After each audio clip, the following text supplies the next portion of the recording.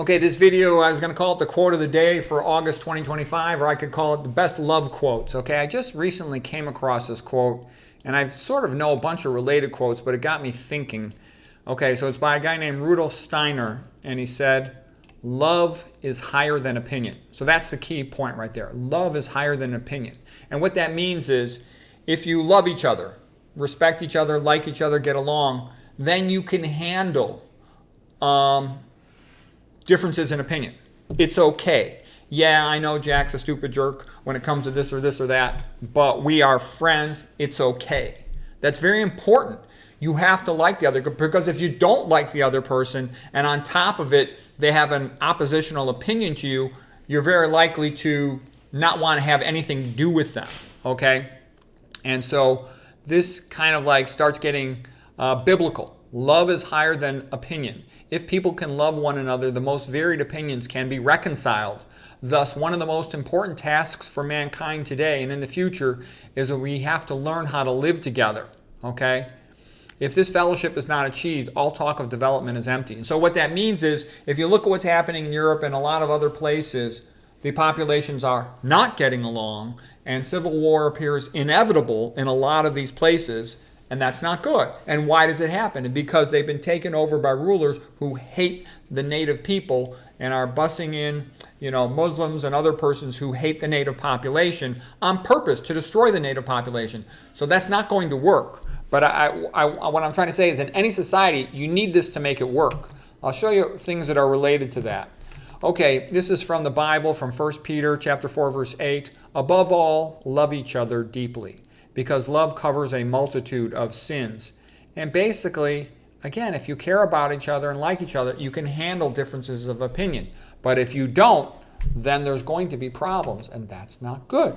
And that's why I say you have to have Christian ethics, or you can't fix any of these major society problems. You can't fix healthcare if the priority is money instead of doing what's right for the patient. And I can assure you the priority is money. They just make up fake standards of care protocols based on paid for fake research coming out of the big name institutions. Creation of Adam by Michelangelo, the idea that man is created in the image of God, therefore part divine, therefore of intrinsic value and deserving of individual rights. Okay, and like Ayn Rand had said, if you value individual rights, then all other rights follow from that. Here's Christ's Sermon on the Mount. That which you do to the least of my brethren, you do unto me. Meaning that all men are equal in the eyes of God, so you should be good to all of them. And they're intrinsically part divine. We're different than the other animals. And you should, give each person respect and optimal treatment to them rather than some stupid standard of care protocol. And this goes into everything. When you recognize that something's wrong, the way the school or the university is doing things, society's doing something wrong, you try to make it right to the extent you can. Okay, so here's a beautiful painting, the love of the parents. You can tell both these parents love this kid. That's why the parents are the best people in the world for a child. Okay, even if the parents are assholes, even if they're stupid illiterates, they're still the best people in the world for that kid because they love that kid. Don't get me wrong, they need sometimes to get additional information from other people who know a field, whatever it is, better. But the parents are still the best people in the world for that kid. And you should not trust. Most of the experts are phony. The educational experts in the public schools, they're all fake. Okay? I don't know anybody within the public school system that's worth a crap.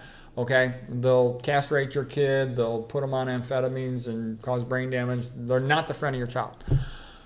Okay. I want to show you something else here. We got another little more. Here's a picture called filial piety, the paralytic. So the old guy is paralyzed. And why is he still alive? Because the family loves him and takes care of him. If it wasn't for the social support of the family, he would be dead. And what I'm trying to say is there's a lot of things in life that are fragile, and it's love and kindness and Christian ethics that makes things work. So it's fantasy land to think you can make things work without Christian ethics. If you don't have Christian ethics, you end up with a third world crap hole like most of the countries around the world. So hopefully Western Christendom is not going to go down the same path and become a third world crap hole.